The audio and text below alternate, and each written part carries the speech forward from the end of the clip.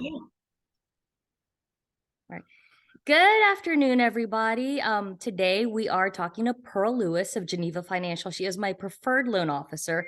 And the reason I say that is because I can always count on her to really take care of her clients and take it all the way to closing. She is easy to access. She is thoroughly knowledgeable in loan and lending, mortgage information. I don't even know what I'm saying anymore because she's so good. And if you don't know where to start, just have a conversation with Pearl. She is fantastic. Thank you for joining us today, Pearl. Thank you. Thanks, Jen. Good to see you Yeah. again. Thank you. Likewise. And right now, a lot of people are just really nervous. Some people are very discouraged about home buying. And I just really want to assure them with this conversation that we're about to have, um, what they can do to not be so terrified and kind of first steps if they're even thinking of a home, if they no longer want to rent, what can they do? So our first question today is, Pearl, if someone wants to buy a house, what is their first step? Talk to me. Obviously, absolutely. We need to know what you can afford, what monthly payment is appropriate for you, what house price is appropriate for you. So before you reach out to an amazing real estate agent like Jennifer Durtuzos, you do want to know, do you have all of your finances in order to be able to be approved for a home loan, close on that loan, and it's something that you can financially manage. So we want to know what's in your price range, and then once we have a plan in place, someone like Jen can set you up with a home search and say, okay, well, here's what we can look at. So absolutely, it's good. And if you're not quite ready, this is the first step in getting ready. So whether it's the credit score, or you need more assets for down payment and closing costs, or you need a little bit more income, or do you have a co-borrower, or all of those things, we can kind of strategize and go, okay, you're almost there. Let's get steps 1, 2, and 3 in place, and then we'll hit go. Yeah, I would never go to the grocery store without my phone to pay with Apple Pay or without my wallet with my debit cards or without any of that. So it's almost like going to the grocery store without a means to pay for anything or not knowing what my budget is. If I'm going to the grocery store to buy dinner or preparations for dinner, I'm not going to go empty-handed, right? You need to know your budget. Basic 1, 2, 3. You need to know how much you can spend and what you can afford. Oh my goodness, my internet connection is unstable. Can you hear me, Pearl? I Can you can't. hear me? Yep, it caught Okay. back up. So all good. All good. Okay. Yeah, Excellent. absolutely. So thank you for that information. Next step is, so let's say we know the budget, we know my financial picture. If Mhm. I want to buy a home, do I need 20% down? And for example, if we're buying a home that is being sold for $100,000, wow, that's amazing. What a great home. Do I need $20,000? And the reason I chose that number is it's very easy to do the math. Do I Yeah, need $20,000? Do I need 20% down? So yeah. how do you answer that question, Pearl? Yeah, or even in today's market, a lot of houses are about $300,000 and average, maybe in Dallas or so. That's 60 grand. Does somebody have that plus closing costs, taxes, insurance, everything, closing costs? That is a lot of money for most people to just come up with. So no, the good news is you can get in as little as 5% and 3.5%, kind of just depending on what you qualify for, what loan product you're looking for. If you have 10% or 20% down, you will have much more favorable terms. It's going to help you. But no, you can get into a house with the most minimal down payment. Let's just get you into home ownership. And that's why it helps to talk to a loan officer like Pearl, because she can help guide you through these questions that you might not know. If all you know is 20% down, 20% down, that might not be accurate necessarily in your situation. And if you don't have that 20% down, don't be disheartened. Have that conversation so you can get the information that you need to take the next steps. So next question is, what was the next question? Do I need to shop around for a lender or rate shop? And for those that don't understand what that question means, once I start talking to Pearl and she gives me great customer service and is answering all my questions, do I need to tell Pearl, hold on, let me call 5 other loan officers just to see if they can match what it is that you're offering me? So is that a good idea? I would advise working with the person who's going to take best care of you and who is a professional who absolutely is going to have your best interest at heart. So, a lot of loan officers can really only quote a rate, and that's the only service they provide. I am an experienced professional who a lot of the value I provide is getting ahead of problems before they arise. So there's a lot of benefits and value added to working with someone like me from start to finish all the way through, and to have it be a stress-free experience. There's a lot of loan officers out there, my my loan included when I bought my house, that it was almost like, oh my gosh. I you know remember that because I was your realtor during that process. And I remember you and I were like, did we get the clear to close? I don't know. Did we? We weren't quite sure where we had to hunt down your loan officer, which is really sad. That should not have to happen when you're dealing with the largest purchase of your life, which most people, the largest purchase of their lives is going to be their home. That's understandable.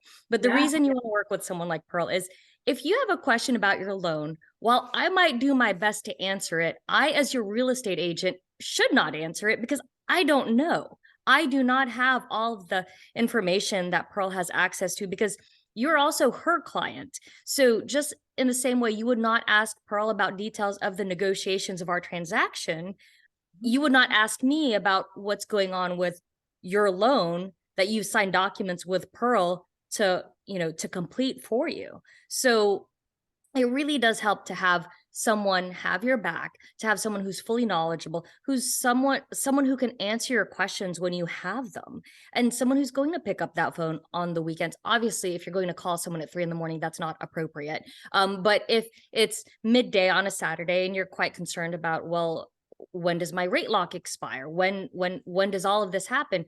I am not the person you call. You do not call your real estate agent. You need to call your loan officer, and that loan officer needs to be there to answer that question. So is that a fair assessment, Pearl? absolutely. That's why I give out my cell phone number. But the cool thing is I don't even get those urgent phone calls very often. And the reason why is because I am so thorough with my communication, and I'm so thorough with making sure that my buyers understand every step of the way. I am checking in with them before they even have that question to call me. And I get ahead of problems before they arise. I get ahead and I see, okay, let's do it this way before this even becomes a problem. So it's just a smooth experience all the way through, and that's a lot of the value add.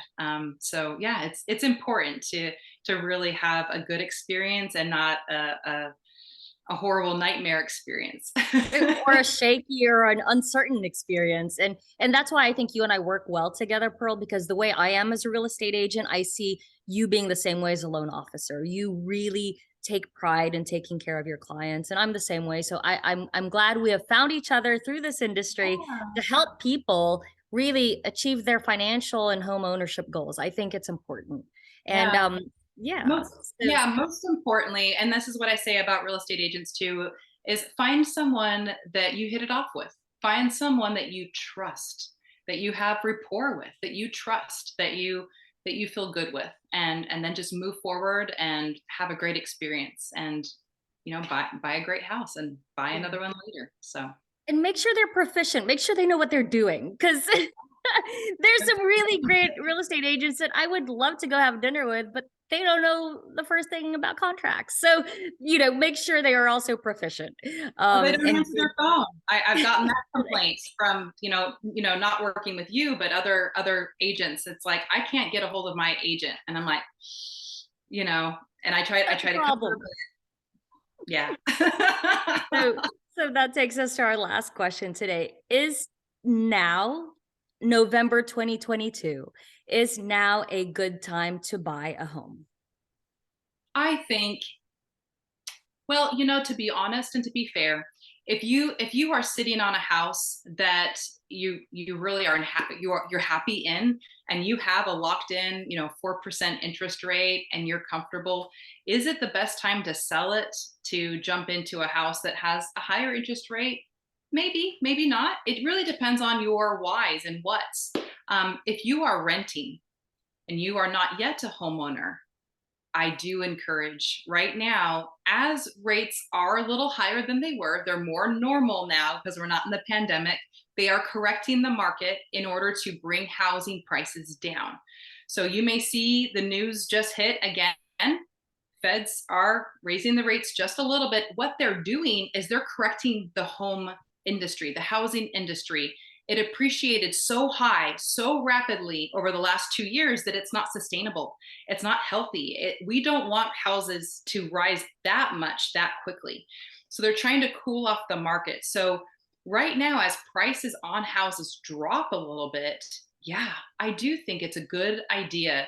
Investors do. People are jumping in, buying houses right now. They're taking advantage of this opportunity to get into a house. Absolutely. And when rates drop, maybe it will be next year, maybe it will be 2 years, but when rates drop, great.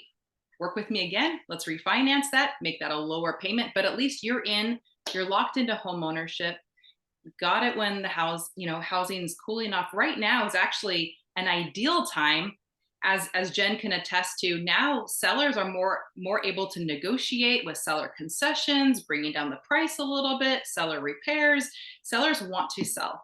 Yes, Right now is and a that is absolutely correct because right now I am in a property that we listed over the summer, and we are closing on Friday. And if this house had been on the market a year prior, we probably would have had multiple offers way over asking, et cetera, et cetera, et cetera.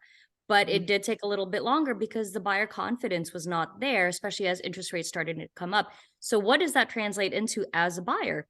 You have less competition. You have far less competition now than you had a year ago, than you had 18 months ago. And you don't necessarily always want to do what everybody else is doing. Some of the most successful individuals that I know personally, and successful individuals I know from reading about them, they weren't always in their comfort zone. They took the risks when they thought they were taking.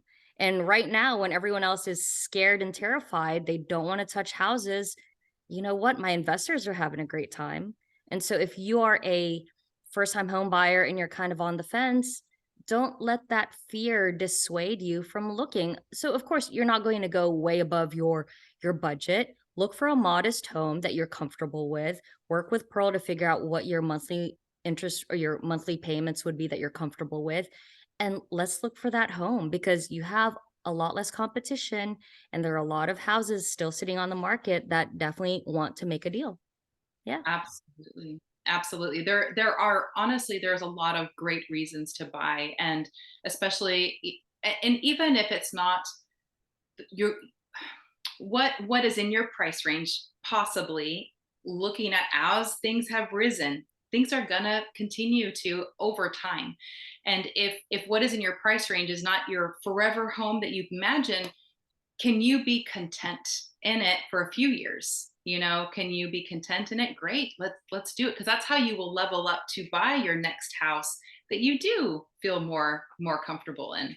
Yeah, because it's an appreciating asset. It is something in which, so for example, and this will be my last example before I let you go, because I know we've both got other appointments. So let's say you are in a brand new, wonderful apartment with all the modern bells and whistles, and it feels amazing. It's so Instagram worthy. It's just got everything you want, overlooking all the great places with a fantastic view. So let's say that is $2,500 a month, right? That does not necessarily translate into the exact same thing in terms of a home. You might not be able to get all the modern fixtures. You might not be overlooking that body of water. But guess what? At the end of 12 months, that home is yours. It is an asset that is appreciated, which then you can sell in a couple of years. And like Pearl said, you can level up. That apartment that you're paying for $2,500 a month, you have that amazing experience. However, there is no equity. When you leave that apartment, there's nothing you can take with you that translates into leveling up.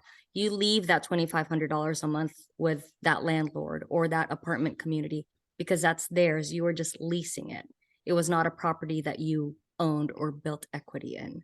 So that Yeah. is just something to think about. And if you have any questions at all about lending or mortgage, shout out to Pearl.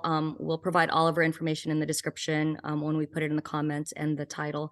And if you're interested about housing, ask me. I'm happy to answer any real estate questions that you have. So, Yeah. Pearl, any other parting tokens of wisdom? Well, just to piggyback off of what you were just saying, what I like to say to people who are renting, you are paying a mortgage. It's just not your mortgage. You're paying someone else's equity and building that for them. And so it's just important to look at your finances. Do you have an emergency fund for when things break? Because that really is the only benefit to renting is when things break, you have someone to call and they'll fix it for free. But otherwise, you like Jen said, you really aren't building wealth for yourself long term. And so long game, the temporary sacrifices will pay in dividends long run. I agree with that. So thank you so much, Pearl, for taking the time to chat with us. And I always look forward to our chats. I always learn so much from these, and I'm looking forward to our next one. Thank you so much, Jen. All right, cheers. Have a good one, guys. Bye.